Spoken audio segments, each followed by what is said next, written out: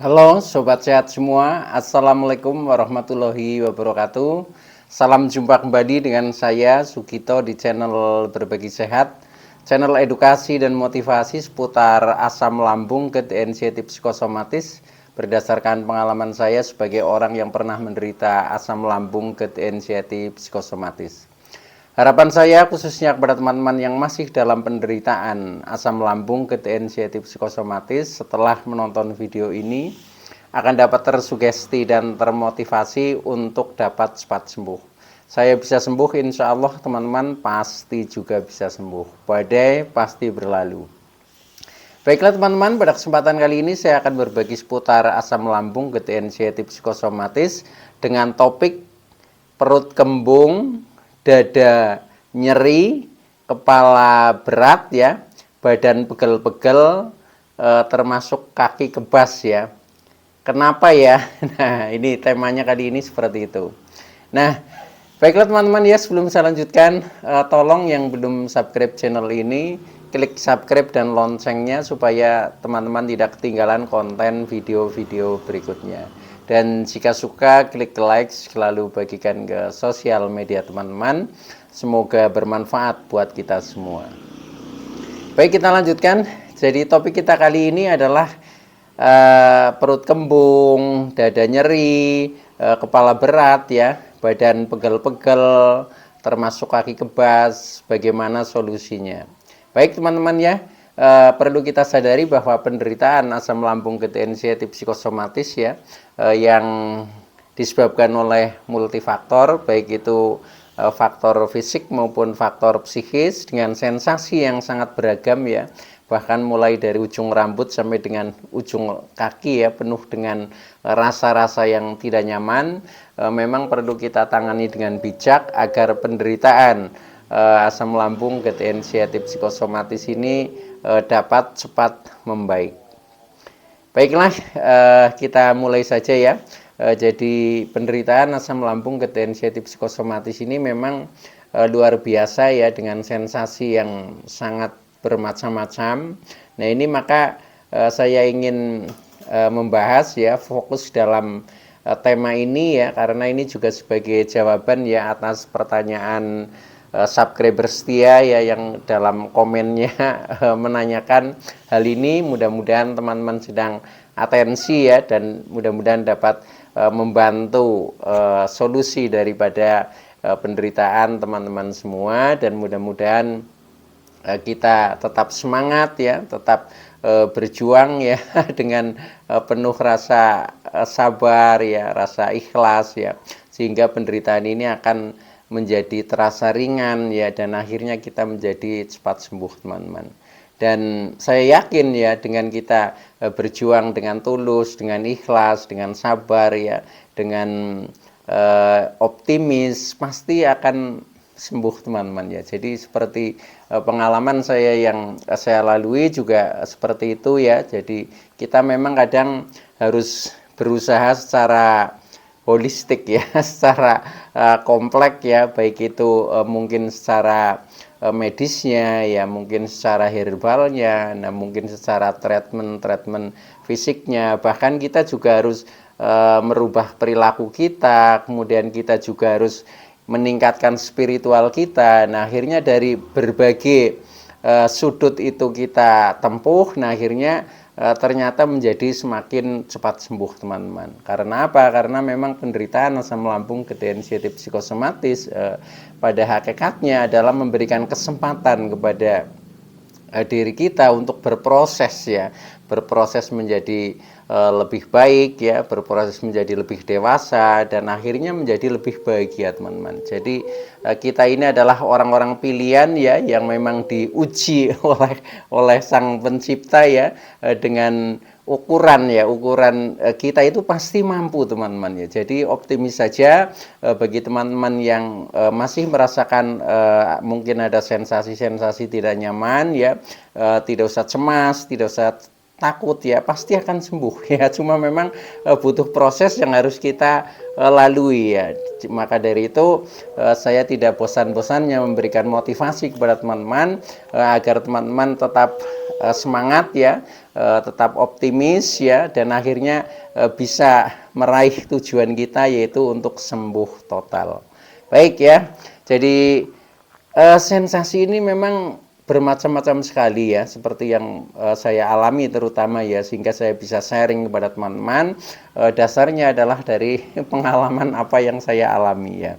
Nah, begini teman-teman. Yang pertama, ketika perut kembung ya. Nah, biasanya itu tidak hanya kembung ya, ketika sensasi di seputar perut ini muncul ya, biasanya yang kembung, yang begah, yang perih ya, yang sembelit, itu kadang yang senut-senut, bahkan ada yang berpindah-pindah ya, kadang di sebelah kiri, kadang di sebelah kanan. Nah, itu karakternya seperti itu teman-teman. Nah, ketika seperti itu ya, itu bisa jadi ya disebabkan karena mungkin secara organ tubuh kita ya, atau secara fisik bisa terjadi lambung kita ini mungkin ada iritasi, mungkin ada radang, atau mungkin ada luka, yaitu bisa juga ya.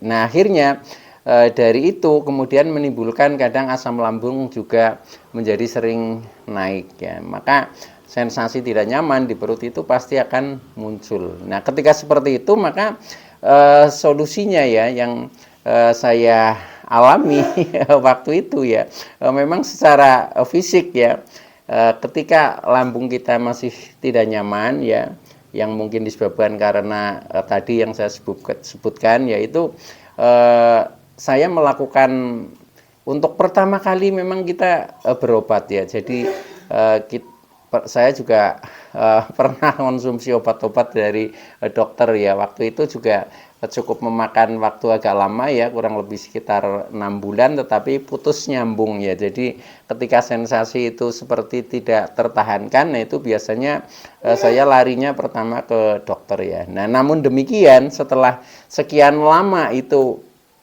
juga kadang sensasi itu masih sering datang terus. Nah, akhirnya selain obat-obat itu juga ketika kita istilahnya makan terus-terusan dalam waktu yang lama ya, itu juga katanya efeknya tidak baik. Nah, akhirnya saya berusaha istilahnya mengurangi dari obat-obat yang bersifat kimia. Nah, kemudian saya beralih kepada herbal alami, kemudian kepada metode-metode yang sering saya sering saya sharingkan kepada teman-teman ya.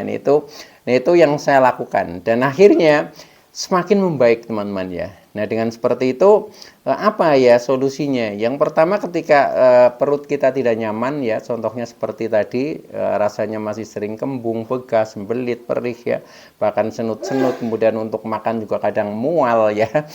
Nah, itu ini jadi saya yang pertama itu rajin pagi sebelum makan itu saya makannya bubur pati irut teman-teman ya. Bubur pati irut, atau mungkin ada yang nyebut pati Garut ya, atau mungkin bisa juga diganti dengan pati sagu juga, kelihatannya bisa ya. Tetapi kalau di daerah saya itu pati irut teman-teman ya. Nah, itu ternyata menjadi lebih nyaman. Nah, selain itu juga saya rajin minum air kunyit teman-teman ya. Tetapi untuk herbal seperti ini usahakan jangan kebanyakan teman-teman. Jadi ketika dosisnya tepat ya, artinya ukurannya, porsinya itu tepat, ini yang saya rasakan itu jauh menjadi lebih cepat membaik ya. Tetapi kadang kita susah untuk menentukan ukurannya. Nah, maka dari itu ya dengan cara dimulai dari yang terkecil ya, dari mulai yang sedikit dulu ya, kemudian sedikit sudah terasa agak enakan, nah mungkin bisa ditambah sedikit lagi, itu seperti itu ya. Jadi intinya tentang ukuran ya, tentang dosis ya ibaratnya. Nah, itu harus disesuaikan dengan cara dicoba saja itu seperti itu. Nah, selain kita rajin itu ya makan bubur pati irut pagi ya, sebelum sebelum kita sarapan pagi. Kemudian kalau air kunyit saya biasanya siang ya, siang atau sore hari. Itu satu hari cukup 1 gelas saja ya. Dan cara membuatnya juga sudah saya pernah sharingkan ya kepada teman-teman. Silahkan ditonton kembali ya video-video saya yang lalu. Nah itu ternyata setiap konten ini memang saling ada hubungannya ya gitu. Nah kemudian saya juga rajin untuk cemilan, yaitu makan labu kuning rebus ya. Itu juga lembut sekali teksturnya sehingga di perut itu terasa lebih nyaman, dan pencernaan itu menjadi lebih lancar ya karena lembutnya itu tekstur, dan seratnya juga tinggi. Akhirnya seperti untuk BAB juga menjadi lebih lancar ya, kembung-kembung juga berkurang, itu seperti itu ya. Selain itu untuk buahnya saya itu rajin pilihannya ya yang menurut saya paling berarti yaitu adalah pisang kepok, teman-teman ya. Pisang kepok tidak perlu dimasak ya, tidak digoreng atau direbus, enggak. Jadi yang penting pisang kepok sudah matang ya, sudah masak, nah itu langsung aja kita makan. Nah itu biasanya sebelum makan ya. Jadi kalau sehari makannya 3 kali ya berarti 3 pisang kepok itu. Nah itu ternyata lama-lama menjadi cepat membaik, teman-teman ya. Itu karena apa? Karena pisang kepok itu juga bisa menetralisir ya asam lambung itu.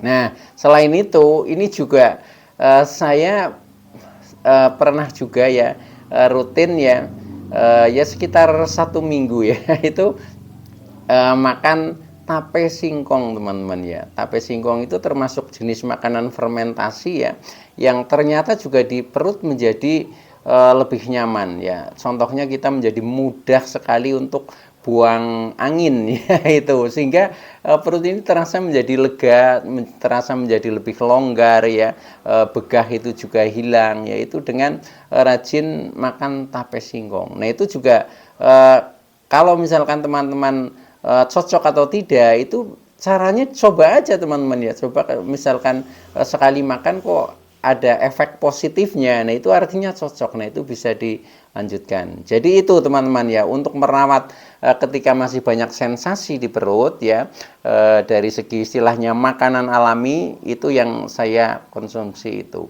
Nah selain itu ya dari segi termasuk secara psikisnya kita juga berupaya ya, contohnya bagaimana kita menenangkan pikiran, kemudian bagaimana kita menjaga emosi supaya tidak selalu naik ya, artinya emosi menjadi lebih stabil ya dengan cara latihan bersabar ya. Kemudian kita juga melakukan latihan-latihan seperti pernafasan ya.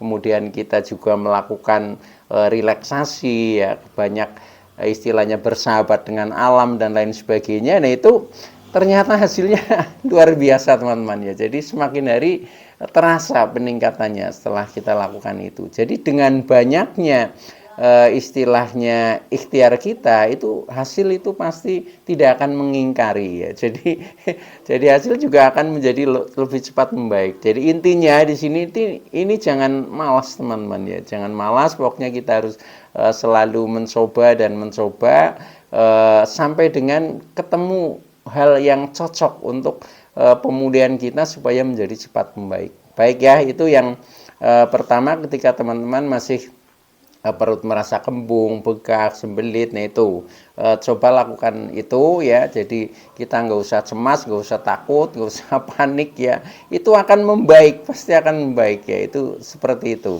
Baik, nah kemudian ketika kita masih merasakan sensasi contohnya dada nyeri ya, dada nyeri, kemudian dada panas ya, kemudian kadang di dada juga ada bagian-bagian yang kalau dipegang seperti ini sakit ya, bahkan ada yang seperti tertusuk ya.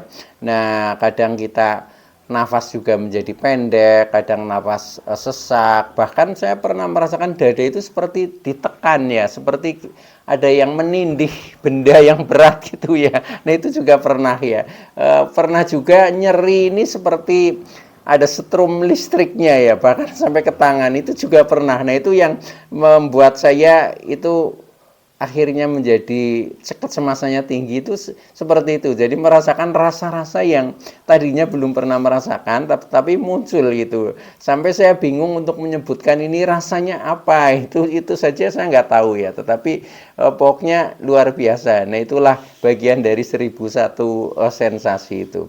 Nah ketika sensasi di dada itu masih muncul seperti itu ya, masih dada sering panas, berdebar-debar, kemudian nyeri ya, kadang sakit dan lain sebagainya, sampai dengan nafas pendek ya, dada berat dan lain sebagainya. Nah itu disebabkan karena memang masih ada GERD ya, atau masih ada sisa-sisa GERD ya.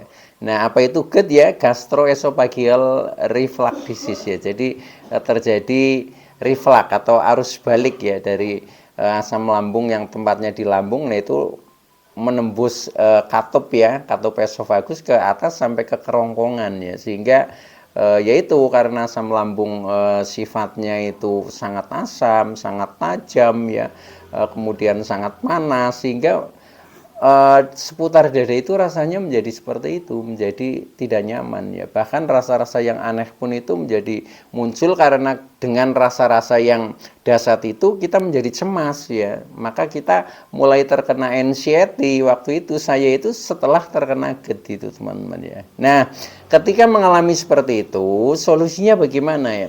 Solusinya ya mudah saja ya.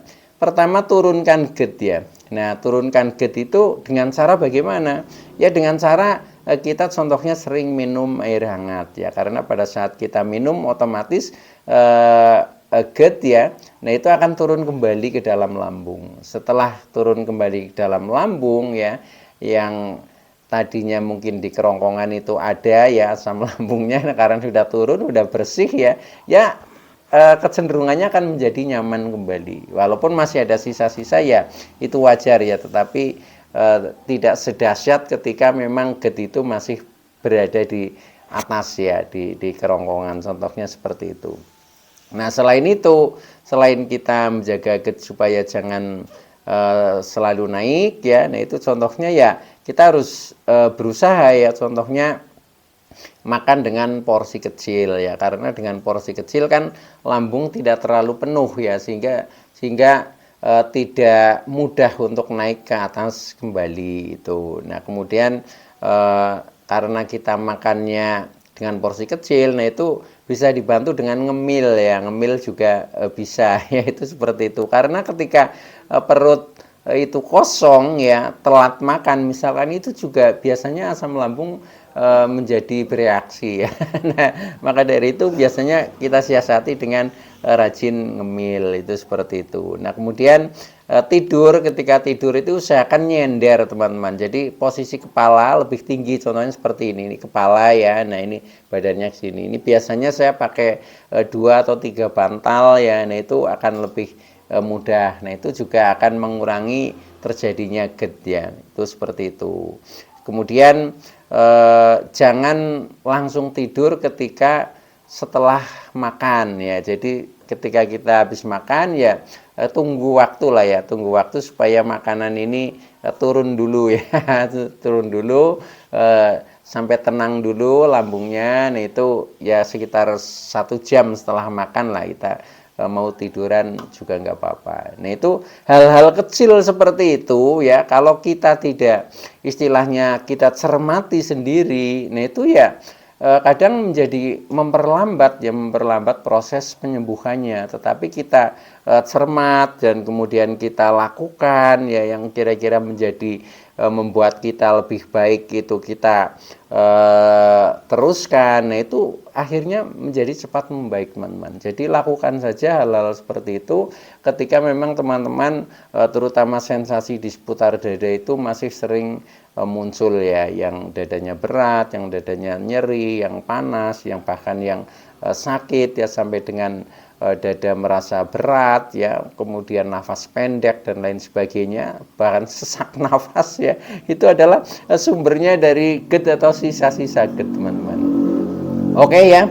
Nah kemudian yang berikutnya, ketika teman-teman itu masih merasakan sensasi, contohnya sensasi di seputar kepala ya, yang kepalanya berat ya, pusing-pusing, kemudian keliengan ya, sampai dengan mata kadang juga buram ya, telinga berdinging ya, mulut juga asam. Nah, ini juga selain kita memang terjadi kenaikan asam lambung, akhirnya terjadi GERD. Nah, kemudian sudah ditambah dengan kecemasan ya, atau ditambah dengan anxiety disorder ya, kecemasan yang berlebih. Nah, sehingga itu dengan adanya kita semakin cemas ya, semakin takut. Nah, itu juga menambah sensasi, teman-teman ya. Sensasinya yaitu kepala ini menjadi bawaannya berat ya, kemudian sering keliengan, kemudian pandangan mata itu buram. Nah, itu karena dipicu oleh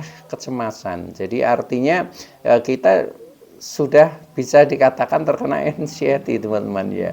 Nah, ketika seperti itu, nah ini solusinya lebih kompleks lagi ya. Nah, itu maka ya kita jaga terutama 3P-nya ya. Pola makannya ya kita jaga menjadi lebih baik, kemudian pola hidupnya menjadi lebih baik, kemudian pola pikirnya lebih baik ya. Bahkan pola perilakunya lebih baik dan pola spiritualnya lebih baik. Jadi tidak hanya 3P, bahkan 5P itu. Jadi itu, teman-teman ya, ada pola makan ya, pola hidup, pola pikir, pola perilaku, dan pola spiritual. Itu yang saya terapkan seperti itu ya. Tetapi tidak sia-sia, ternyata hasilnya menurut saya efektif ya. Akhirnya dengan bukti saya menjadi sembuh total gitu, teman-teman ya. Nah, begini teman-teman ya, ketika masih ada sensasi-sensasi seperti itu ya, terutama keliengan, mata buram ya, nah itu memang dominan dari kecemasan kita, teman-teman ya. Nah, itu maka yaitu kita jaga pola makannya ya. Untuk menjaga pola makan ya, terutama dari segi waktu makan kita harus teratur, jangan telat makan. Pilihan menu ya harus menu yang sehat. Kemudian kita hindari makanan pantangan. Intinya itu ya. Kalau mau lebih spesifik lagi, lebih rinci lagi, tonton saja video saya yang lalu tentang pola makan ya itu. Nah, kemudian tentang pola hidup ya, kita intinya jangan kecapean ya, dan istirahat itu harus cukup, intinya itu ya. Nah, itu juga di konten-konten saya yang lalu itu juga sudah ada ya, bagaimana kita mengatur pola hidup yang baik ya untuk pemulihan asam lambung, anxiety, psikosomatis ya. Nah, kemudian tentang bagaimana kita mengatur pola pikir, ini intinya ya, itu kita merubah dari pikiran kita yang serba negatif ya, kemudian kita rubah menjadi berpikir positif. Itu seperti itu ya. Nah, itu juga di konten-konten yang lalu sudah saya jelaskan ya secara lebih detail ya. Nah, itu silahkan ya, bagaimana caranya merubah pikiran negatif menjadi positif. Nah, itu intinya seperti itu, dan bagaimana caranya kita menenangkan pikiran ya. Nah, itu ya secara garis besar, ketika kita pikiran kita agar positif ya, kita harus banyak bersyukur ya, kita harus melakukan relaksasi, kita lakukan meditasi ya, bahkan kita melakukan olahraga. Nah, ini juga akan sifatnya menenangkan yang bersifat kejiwaan kita ya, tentang pikiran, tentang emosi, tentang perasaan, ini jauh menjadi lebih membaik, teman-teman. Itu ya. Nah, kemudian jadi intinya ya, untuk mengatasi ketika kita masih kepala sering berat, masih keliengan ya, kemudian mata buram, telinga berdinging, ini tandanya kita terkena anxiety ya. Jadi sebabnya itu karena kita mulai ada kecemasan yang tinggi. Nah, itu solusinya tadi ya, jaga 5P. 5P itu menjaga pola makan, pola hidup ya, pola pikir, kemudian pola perilaku ya, kemudian pola spiritual. Nah, pola perilaku ini intinya kita, perilaku itu tentang sikap dan tingkah laku kita.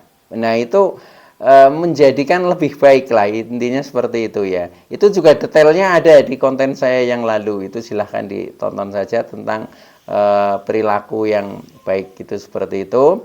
Nah, kemudian juga pola spiritual. Pola spiritual itu intinya kita mendekatkan diri, banyak mendekatkan diri kepada Sang Pencipta ya. Karena apa? Karena memang penderitaan ini juga atas izin Allah ya, atau izin Tuhan ya. Maka dari itu ketika kita mau sembuh ya memang kita harus mendekatkan diri kepada yang istilahnya memberikan kita bisa menjadi sembuh ya.